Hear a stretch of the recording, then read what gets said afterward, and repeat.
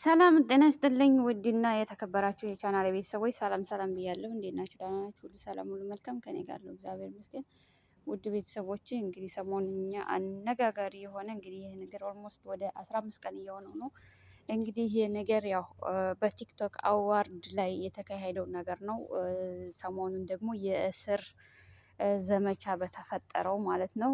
እንግዲህ ያው በትክክል አንድ ሰው ጥፋተኛ ከሆነ ጥፋቱን መቀጣት አለበት። አንድ ሰው ደግሞ ጥፋተኛ ካልሆነ ደግሞ ያ ሰው ጥፋተኛ አይደለም። ሁሉም ነገር እንዳስተያየቱ ነው ማለት ነው። ሁሉም ሰው ውድ ቤተሰቦቼ እንግዲህ ፕሬዚደንት ማሜ እባካችሁ ሰሩኝ፣ የኢትዮጵያ ጠቅላይ ሚኒስተር እባካችሁ ሰሩኝ እያለ ነበረ። የሚወዱኝ ከሆነ ይሰሩኝ እያለ ነበር እና በእውነት ፕሬዚዳንት ማሜ በእውነት በመታሰሩ አላዝንም። ምክንያቱም እንግዲህ በምርቀና የሚያደርገው ነገር በጣም እጅግ አጸያፊ ነገር ነበረ ማለት ነው። ምክንያቱም የሰው ልጅ ራሱን በድንጋይ እስከ መቀጥቀጥ ድረስ ማለት ነው። እና ውድ ቤተሰቦቼ እንግዲህ ሰሞንኛ የእስር ዘመቻ እንግዲህ ቲክቶከሮች እየታሰሩ እንደምታዩት ነው ማለት ነው። በጣም ነገሮች እየተናፈሱ ነው። ግን ይህ ነገር ሲደረግ ማለት ነው እኛ ያኔ ሀበሻ ስንባል ምን አለ መሰላችሁ የሆነ ነገር አጀንዳ ሲሰጠን ያን አጀንዳ እስከ 3 ቀን ወይም ደግሞ እስከ 4 ቀን ወይም እስከ 2 ቀን በጣም አተኩረን አጀንዳ እንሰጠዋለን። እና ይህንን አጀንዳ ግን ሲመጣልን እንዴት ወዴት ለምን ብለን ማሰብ አለብን። ቆም ብለን ረጋ ብለን ማለት ነው። ሰሞኑን በእርግጥ እኔ ይሄንን ነገር አልደግፍም። እነ ጆሲ ብዙ ልጆች አይታችሁ ከሆነ እንዲሁም ደግሞ እዛ ላይቭ ላይ ቁጭ ብለው ለጊፍት ብለው እንግዲህ የሚያደርጉትን አይታችኋል ማለት ነው። እነሱ እንኳን ታሰሩ። ምክንያቱም ታርሞ ይወጣሉ። አንድ ሰው አጸያፊ ነገር ከሰራ ወይም ሀገርን ትውልድን የሚያበላሽ ከሆነ መታረም ግድ ነው ማለት ነው። ሁለተኛ ደግሞ አሁን ደግሞ ትላንት ወይም ትላንት ወዳ 2 ቀን ሙሉ የተካሄደውን ማየት አለብን። እኛ ሶሻል ሚዲያ ላይ አንድ አጀንዳ ሲመጣልን ያን አጀንዳ ተከትለን እየሮጥን ባለንበት ሰዓት ግን በውስጥ ግን ምስኪኑ ሕዝብ እንደሚጎዳ ማሰብ አለብን።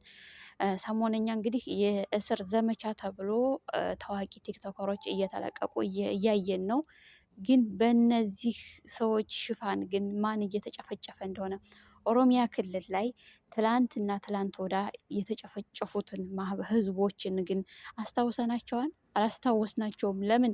አጀንዳ ተሰጥተናና አጀንዳ ተሰጥተናን በደንብ አድርጎ አጀንዳ ስለተሰጠን ያን አጀንዳ ይዘን እየተጎተትን ያለ ነው ማለት ነው። አዶናይ ይፈታል።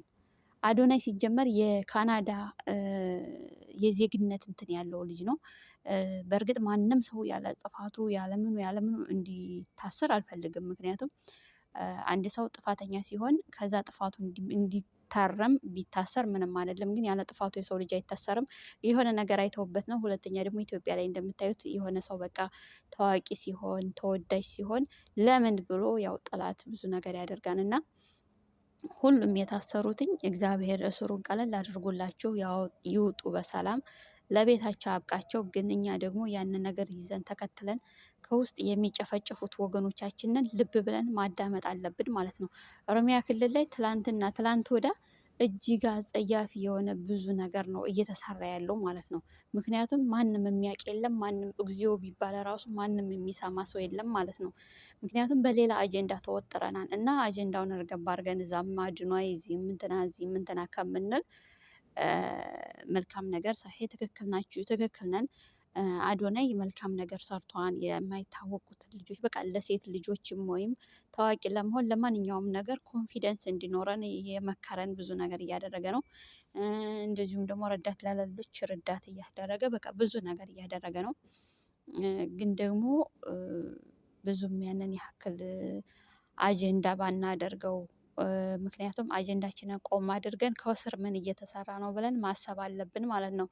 ይህንን ከስር እየጨፈጨፉ ያሉትን ወገኖቻችንን እራሳችን ከምናስጨፈጭፋቸው ረጋ ብለን ድምጽ መሆን አለብን። ኦሮሚያ ክልል ላይ ትላንት ወዲያ በጣም እጅግ አዘቃቂ ነገር ተደርጓል ማለት ነው።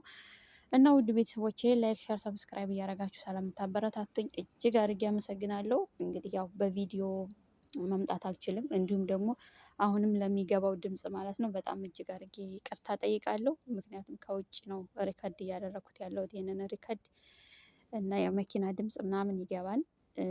በእውነት በጣም አድርጌ ነው የማመሰግነው። እና ውድ ቤተሰቦቼ እንግዲህ ፕሬዚዳንት ማሜም አይታችሁት ከሆነ ትላንትና ምሽት ላይ በቁጥጥር ውሏል ይባል እያሉ ነው። ምክንያቱም እሱ በእውነት ሰሞንኛ እየተደረገ ያለ ነገር የሰው ልጅ የገዛ አካላቱን ከመጉዳት የተነሳ እንግዲህ ምን ታስባለህ?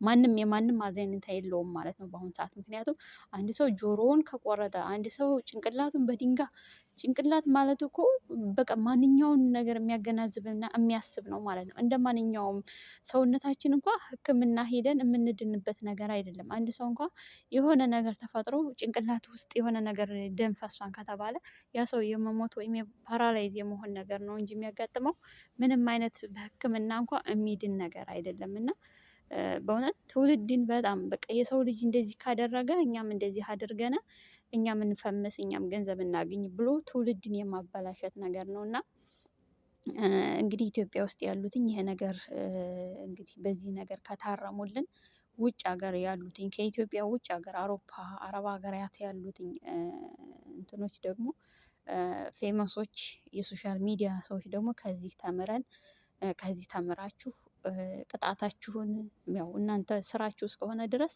ትውልድ ባይበላሽ ብዬ ራሴን በራሴ ጊዜ አስበዋለሁ። ምክንያቱም አንዳንድ ጊዜ ሾርት ቪዲዮዎች ምናምን አይቼ እነሱን ቪዲዮ በጣም ብዙ አተኩሬ ለማየት በጣም ይከብደኛል። በእውነት ነው የምላችሁ። ምክንያቱም የሰው ልጅ ራሱን እስከ መጉዳት ድረስ በርበሬ የሰው ልጅ አይኑ ላይ በርበሬ እንግዲህ አስባችሁታል።